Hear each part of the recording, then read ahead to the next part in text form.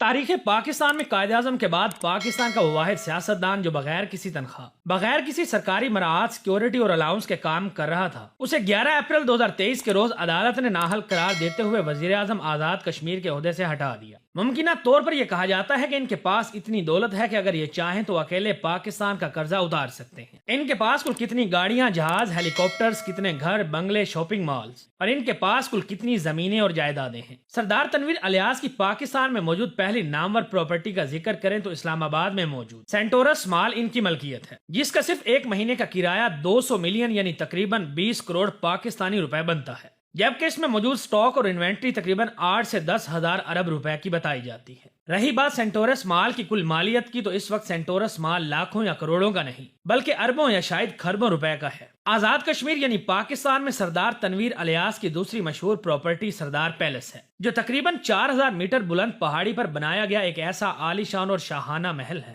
جس کے ارد گرد بے شمار سرسبز و شاداب وادیاں، پہاڑیاں اور جنگلات موجود ہیں، جو کہ اس محل کی خوبصورتی کو مزید 4 چاند لگا دیتے ہیں۔ اس محل کی ایک اور خاص بات یہ ہے کہ اسے دنیا کی 3 سب سے بڑی کمپنیز نے مل کر بنایا ہے، جبکہ محتاط اندازے کے مطابق اس محل کی صرف تعمیر پر آج سے 10 سال قبل تقریباً 1 ارب یعنی 100 کروڑ روپے کا خرچہ آیا تھا۔ اس کے علاوہ سردار تنویر الیاس کے محل میں ہیلی کاپٹرز اور چھوٹے جہازوں کی لینڈنگ کے لیے ہیلی پیڈز بھی بنائے گئے ہیں۔ یوں کل ملا کر سردار پیلس کی قیمت لاکھوں یا کروڑوں میں نہیں بلکہ اربوں روپے میں بنتی ہے۔ حیرانی کی بات یہ ہے کہ یہ ہیلی کاپٹر اور جہاز پر سفر کے دوران سرکاری پیسے کا پیٹرول استعمال کرنے کی بجائے اپنے ذاتی پیسوں کا پیٹرول استعمال کرتے ہیں۔ ان سے جب پوچھا گیا کہ آپ اپنے جہازوں پر اتنا مہنگا سفر کیوں کرتے ہیں تو ان کا کہنا تھا کہ لوگوں کو میری بات شاید سمجھ میں نہیں آئے گی، مگر بتا رہا ہوں کہ میرا وقت مہنگے سفر سے بہت زیادہ قیمتی ہے، کیونکہ اگر میں اپنے وقت کے 4 گھنٹے کاروبار پہ لگاؤں تو میں اس طرح کے کئی اور ہیلی کاپٹر خرید سکتا ہوں۔ انہوں نے کہا کہ میں نے جب بھی کمایا ہے کروڑوں میں ہی کمایا ہے، پھر چاہے بات کی جائے میرے ابتدائی دنوں کی۔ پاکستان میں موجود سردار تنویر الیاس کی تیسری بڑی جائیداد اسلام آباد اور راولپنڈی کے درمیان موجود تاج ریزیڈینشیا ہاؤسنگ کالونی ہے، جو اس وقت پاکستان کی سب سے بہترین اور بڑی کالونیوں میں سے ایک ہے، کیونکہ سردار تنویر الیاس نے اپنی کالونی کے رہائشیوں کو گھروں کے علاوہ تعلیم، صحت، ہاسپٹل، کاروبار، کھیل، تفریح، آرام دہ سفر،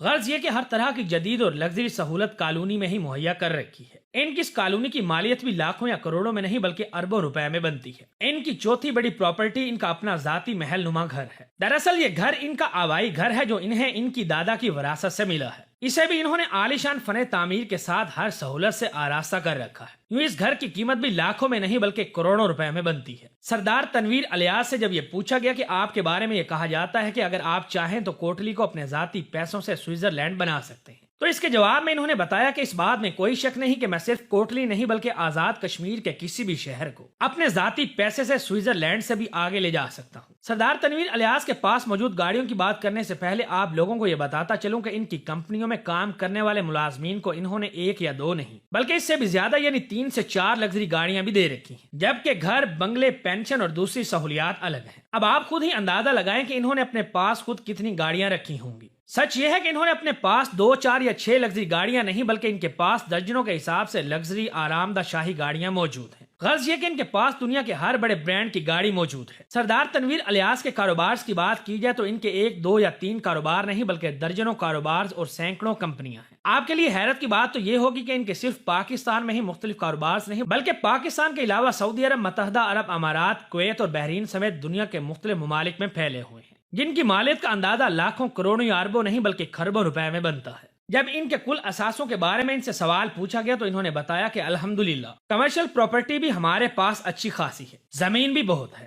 قصہ مختصر یہ کہ اگر صرف ان کے ڈکلیئر اثاثوں کی مالیت کو دیکھا جائے تو ان کے کل اثاثہ جات لاکھوں، کروڑوں، اربوں میں نہیں بلکہ کھربوں روپے سے بھی زیادہ ہیں۔ اگر میں 1500 سے 2000 کھرب روپے بھی بولوں تو یہ بھی ان کے کل اثاثوں کی مالیت سے کم ہوں گے۔ لہٰذا ان کی تمام تر پراپرٹیز اور بزنس کو مد نظر رکھا جائے تو یقیناً یہ کہنا غلط نہ ہوگا کہ اگر یہ چاہیں تو اکیلے ہی پاکستان کا قرضہ اتار سکتے ہیں۔